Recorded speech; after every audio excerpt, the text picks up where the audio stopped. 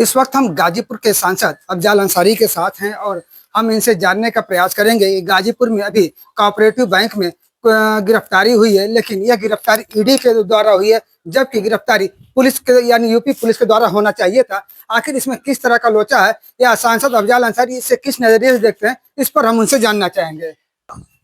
ED हमारे देश की एक ऐसी संस्था है जिसकी यही जिम्मेदारी है कि जहां वित्तीय मामलों का कोई घपला हो वहां वो सक्रिय हो और इस तरह के घपले में लिप्त लोगों के खिलाफ कार्रवाई करे। जहां तक सवाल है कि हमारे पास आने की, तो आपको पता है कि ईडी आई थी जरूर, लेकिन ईडी की जांच में यहां कुछ भी नहीं मिला जैसा कि ईडी को बताया गया था। वो सारे झूठे आरोप थे और ईडी आई, 13 घंटे की जांच पड़ताल की, 5 क्रमों में मिला के लगभग 62 घंटे की हमसे पूछताछ की और नतीजा सिफर। और फिर उन्हें ये खुद ही आभास हुआ कि ये सब कुछ जो है इनके विरुद्ध एक सूचनाएं हैं, वो किसी साजिश का ही परिणाम है। धरातल पर उसकी कोई सच्चाई नहीं है, क्योंकि यहाँ कुछ काला है ही नहीं, सफेद ही सफेद सब कुछ है। अब अलबत्त एक एक्शन हुआ है। आपको याद होगा पिछले दिनों जब आज से लगभग 10-15 दिन पहले हम जखनिया विधानसभा क्षेत्र में एक सड़क का लोकार्पण करने का कार्यक्रम था, उस दिन भी मुलाकात आपसे हुई थी और मैंने इस घोटाले के संबंध में आपके सामने बात कहा था। वही है यहाँ पर अर्बन कोऑपरेटिव बैंक।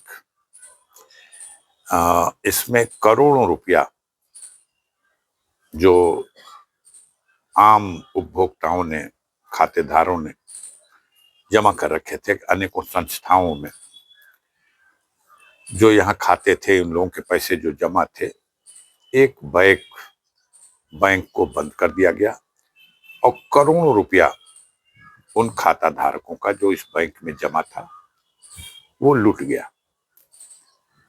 इतना ही नहीं, फिर ऋण देने के नाम पर और ऋण लेने के नाम पर भी इस टीम ने बहुत बड़ा घोटाला किया है। इस टीम को हमारे जनपद में यह फिजा बना दी गई थी और बड़े गर्व से कहा जाता था कि यह कोऑपरेटिव गुरु हैं ये लोग, और कोऑपरेटिव गुरु के हैसियत से इन लोगों ने जो हमारे कोऑपरेटिव सिस्टम है उसको एक भ्रष्टाचार का जीता जागता अपना साधन बना लिया था। अब हम उम्मीद करते हैं कि जो इन्फोर्समेंट डिपार्टमेंट का छापा पड़ा है, यहाँ के लोकल पुलिस और प्रशासन जो उनके गुनाह पर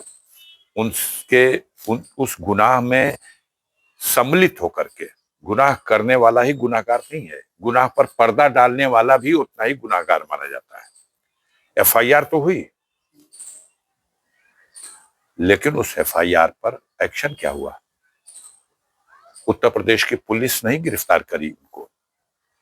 वो यहीं बैठे हुए हैं और यहीं बैठ करके अपने गुनाहों को किस तरह लिपापोती की जाए इसका प्रयास चल रहा था। जांच दे दी गई। जब मैंने बात किया एआर कोऑपरेटिव से एक दिन, जो इस मामले के लिए जिम्मेदार बनाए गए हैं यहाँ पर देखभाल के लिए, तो उन्होंने बताया कि ऑडिट चल रही है। ये सब मिली भगत में थे कि इतना बड़ा घोटाला करने वालों को कैसे इनके घोटालों पर पर्दा डाला जाए। कौन नहीं जानता इनके रसूख कहां हैं। इस सरकार में बैठे हुए बड़े से सबका संरक्षण प्राप्त था। हमारे एलजी साहब का संरक्षण इनको प्राप्त था। वो तो इनके एकदम सदस्य थे, पूरी तरह से इस सारे गुनाह में उन एक संरक्षक की भूमिका निभा रहे थे। अब ईडी आई थी, छानबीन की, ले गई। पटना में उनको अदालत के सामने पेश किया गया, वहां से कस्टडी रिमांड मांगी गई और अब देखिए रहस्य से पर्दा उठना।